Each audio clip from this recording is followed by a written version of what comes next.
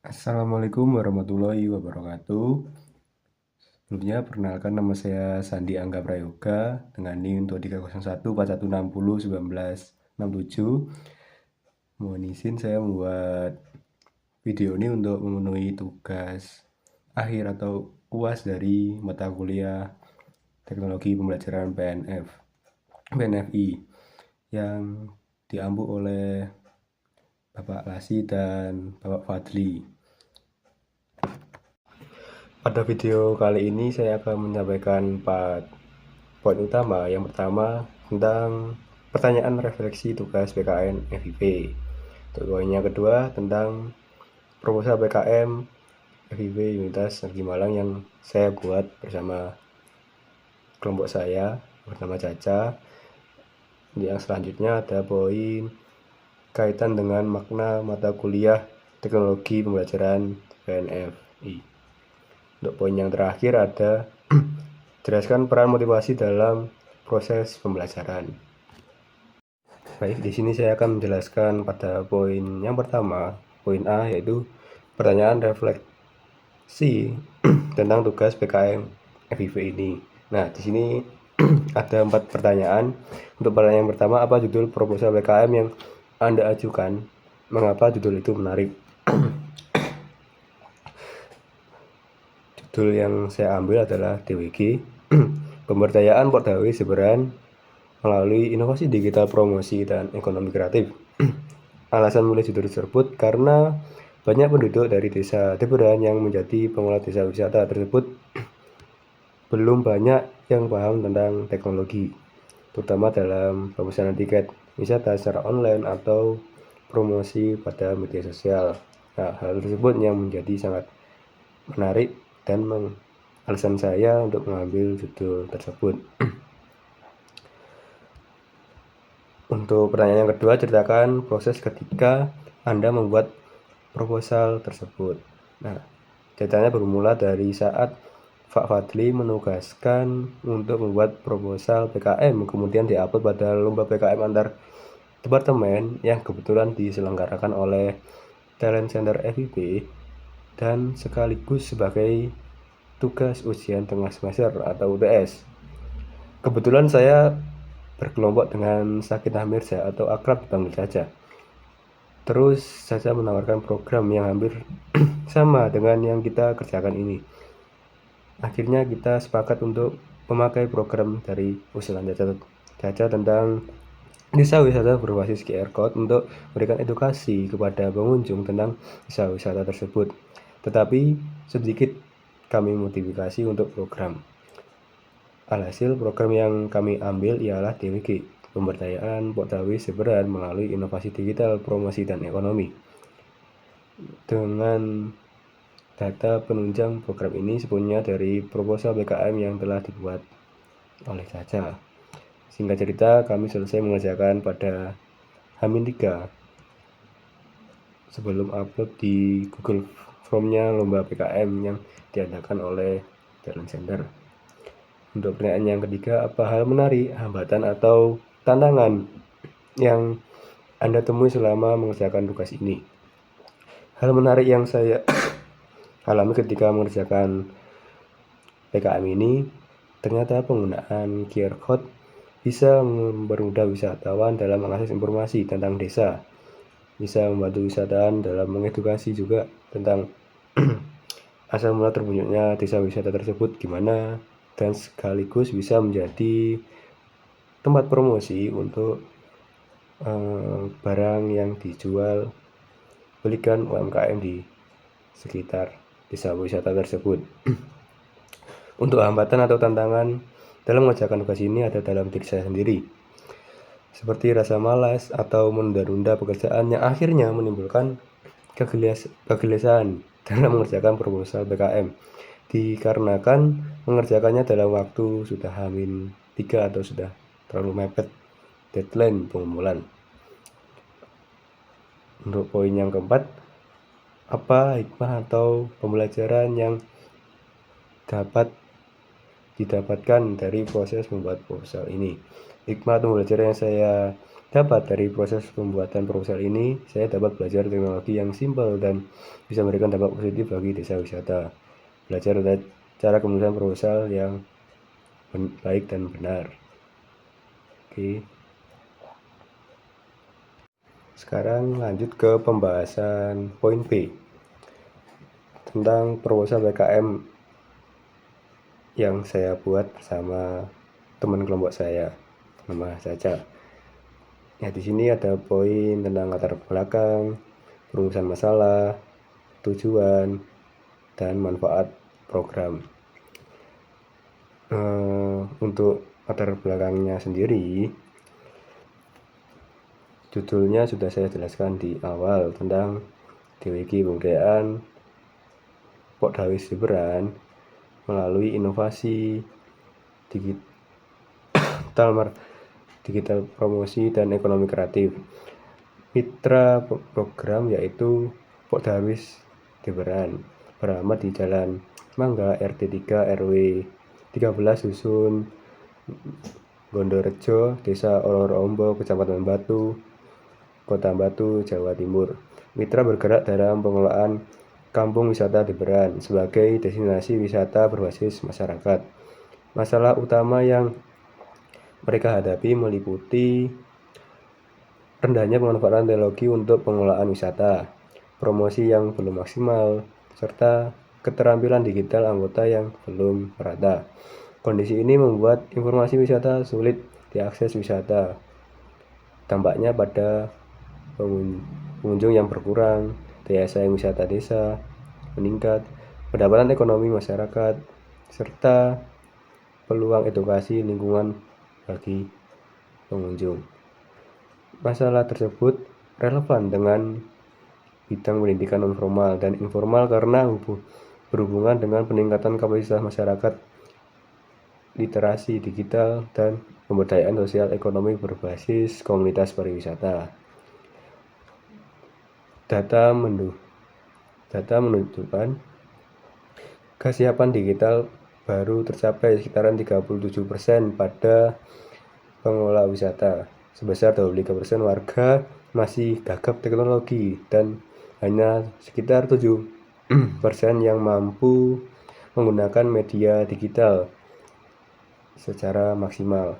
Pokdarwis memiliki 20 anggota aktif dengan rentang usia 25 sampai 45 tahun yang berpotensi dikembangkan melalui pelatihan. Kegiatan ini diyakini dapat meningkatkan kapasitas pendidikan masyarakat mitra, meningkatkan efektivitas promosi wisata, penempatan ekonomi lokal dari sektor UMKM, serta partisipasi sosial dalam pengelolaan kampung wisata Jemberan berbasis teknologi. Baik, untuk yang selanjutnya ada perumusan masalah. Permasalahan prioritas dalam program ini adalah rendahnya pemanfaatan teknologi digital dalam pengelolaan kampung wisata Jemberan, khususnya dalam penyediaan informasi wisata, promosi digital, serta kemampuan anggota Pokdarwis dalam mengoperasikan sistem informasi dan media sosial. Kondisi ini membuat potensi wisata tidak tersampaikan dengan baik kepada pengunjung dan belum mampu meningkatkan daya saing desa wisata di era digital.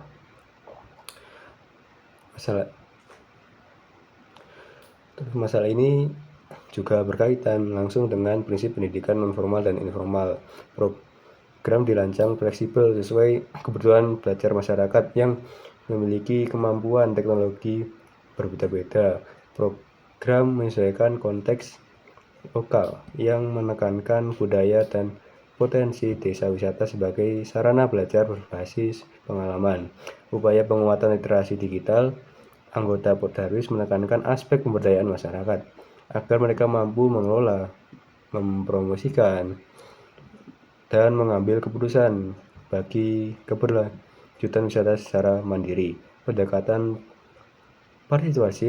partisipatif juga diterapkan dengan melibatkan Pokdarwis dalam setiap tahapan pelaksanaan program sehingga pembelajaran lebih bermakna dan memberi dampak langsung pada peningkatan ekonomi lokal. Selanjutnya ada tujuan. Tujuan dari program ini diharapkan mampu membuat anggota Podawis mampu mengelola kampung wisata Deberan dengan teknologi digital. Mereka akan bisa menggunakan sistem informasi, aplikasi, pemesanan tiket online, dan media sosial untuk mempromosikan wisata secara mandiri. Perubahan ini memberi akses informasi yang lebih baik bagi wisatawan, serta membuka peluang peningkatan ekonomi dari kunjungan wisata dan UMKM lokal. Tujuan program ini sesuai dengan kebutuhan mitra yang masih memiliki keterbatasan literasi digital. Hanya sekitar 7% yang sudah memanfaatkan teknologi secara maksimal dan masih ada 23% yang gagap teknologi. Penguatan kapasitas masyarakat ini sejalan dengan bidang pendidikan luar sekolah yang berfokus pada pemberdayaan masyarakat melalui pelatihan, peningkatan kompetensi, dan pembelajaran berbasis kebutuhan nyata masyarakat agar mereka mampu berkembang secara mandiri. Untuk poin yang terakhir ada 1.4, manfaat program. Program ini memberikan manfaat langsung bagi masyarakat mitra berupa peningkatan keterampilan literasi digital, kemampuan promosi wisata, pengelolaan informasi destinasi, serta akses terhadap teknologi yang lebih terstruktur melalui penggunaan QR code dan media sosial. Podawis memperoleh pelatihan yang membantu mereka bekerja lebih efisien dalam memasarkan potensi wisata dan bekerja lebih efisien dalam memasarkan potensi wisata dan menarik pengunjung.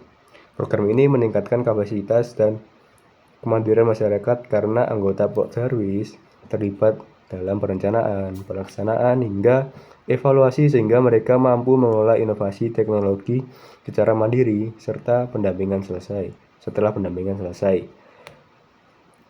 Keberlanjutan program tampak dari pengembangan sistem informasi wisata yang dapat terus diperbarui, serta peluang pembentukan komunitas belajar digital yang mendorong masyarakat untuk berbagi pengetahuan dan menerapkan model serupa di desa wisata lain. Program ini relevan dengan tujuan pembangunan SDM berkelanjutan, khususnya SDG 4 tentang pendidikan berkualitas melalui peningkatan keterampilan belajar masyarakat, dan SDG 8 tentang bekerja layak dan pertumbuhan ekonomi melalui penguatan sektor wisata desa, serta SDG 9 terkait inovasi dan infrastruktur teknologi untuk mendukung kemajuan ekonomi lokal. Baik, di sini akan lanjut ke pembahasan pada poin yang C tentang kaitan dengan mata kuliah teknologi pembelajaran PNFI. Nah, di sini ada menjadi 6 faktor. Untuk faktor yang pertama mengenai faktor peserta pelatihan atau kegiatan. Nah, untuk peserta pelatihan sendiri adalah anggota Podawis dari Desa Deberan sebanyak 20 orang, usia peserta 25 sampai 45 tahun. Mereka merupakan masyarakat lokal yang terlibat langsung dalam pengelolaan wisata. Kemampuan digital serta masih beragam. Program disusun bertahap agar mudah dipahami. Tujuannya meningkatkan literasi teknologi dan keterampilan promosi wisata sesuai kebutuhan mereka. Untuk faktor yang kedua ada faktor teknologi. Teknologi yang digunakan meliputi QR Code untuk informasi wisata, aplikasi pemesanan tiket online, serta media sosial seperti Instagram, YouTube, dan TikTok. Teknologi ini mudah diakses melalui smartphone atau gadget. Teknologi tersebut mendukung promosi wisata yang lebih luas dan modern. Perangkat dan fasilitas teknologi disediakan melalui anggaran program. Untuk faktor yang ketiga ada faktor sosial budaya. Di sini aspek sosial budaya menjadi perhatian utama. Kampung wisata liburan berbasis masyarakat dan mengangkat kearifan lokal. Pelatihan menggunakan bahasa dan pola interaksi yang sesuai dengan norma setempat. Pendekatan ini bertujuan meningkatkan rasa memiliki masyarakat terhadap program. Untuk faktor yang keempat ada faktor organisasi dan kebijakan. Dari sisi organisasi, Pok Darwis Debaran memberikan dukungan penuh. Mitra terlibat aktif dalam seluruh tahapan kegiatan. Dukungan ini dibuktikan dengan surat kesediaan kerjasama. Kebijakan desa yang mendukung pengembangan wisata dan kolaborasi masyarakat juga memperkuat pelaksanaan program. Untuk faktor yang kelima ada faktor ekonomi dan sumber daya. Faktor ekonomi turut dipertimbangkan. Masyarakat masih mengembangkan UMKM di sekitar kawasan wisata. Hasil ekonomi dari pariwisata belum optimal. Program menyediakan sarana digital dan pendampingan untuk meningkatkan pemasaran wisata dan pendapatan masyarakat secara mandiri. Untuk faktor yang terakhir terkait lingkungan fisik dan keamanan. Dari segi lingkungan, lokasi Kampung Debaran mendukung pelaksanaan pelatihan. Kegiatan dilakukan langsung di kawasan wisata yang dikelola masyarakat atau Pok Darwis. Risiko keterbatasan infrastruktur digital dan keamanan perangkat diantisipasi melalui penyediaan perlindungan peralatan dan pengawasan oleh anggota Pok Darwis. Oke, untuk poin yang terakhir adalah poin D. Jelaskan peran motivasi dalam proses pembelajaran. Di sini motivasi sangat berpengaruh besar terhadap pencapaian prestasi karena motivasi membuat seseorang mau belajar dan berusaha sampai tujuan tercapai.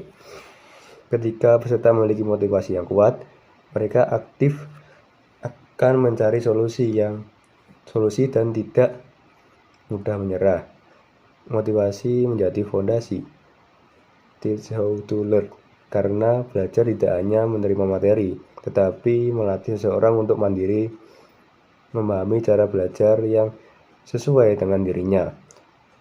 Peserta dilatih untuk terus berkembang walaupun pendampingan sudah selesai. Tampaknya sangat penting bagi peserta PNFI yang memiliki latar belakang beragam. Mereka mempunyai kemampuan awal yang berbeda.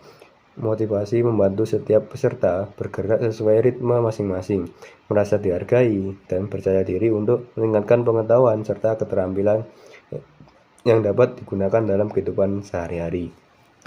Baik, itu yang dapat saya jelaskan mengenai 4 poin tadi dari A sampai D. Apabila ada salah kata, saya mohon maaf yang sebesar-besarnya. Sekian dari saya. Wassalamualaikum warahmatullahi wabarakatuh.